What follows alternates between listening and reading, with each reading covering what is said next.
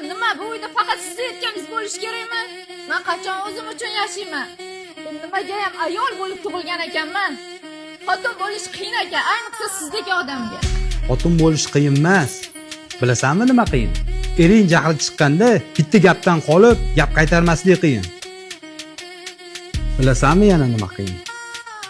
Ering kelganda kech bo'lsa ham o'rningdan turib, yoniga ovqat qo'yishing qiyin. Kuni bilan ro'zg'or qilaman deb ishlab charchab kelaman, kelsam uxlab yotgan bo'lasan. Nima qilay, men ham charchayman. Uy ishlariga ko'milib qolganman. Odamlarni eriga o'xshab chet elga sayohatga olib chiqmasangiz ham haftada bir marta aylantirishga olib chiqsangiz bo'ladi-yu. Men ham odamman-ku. Boshqalarni eri bilan solishtirishdan oldin o'shalarning xotini bilan o'zingni solishtir. Xotin bo'lish qiyin deysan, xotin bo'lish qiyin emas. Kayfiyating yaxshi bo'ladimi, yomon bo'ladimi? Ishdan kelganda iljayib kutib olish nimasi qiyin?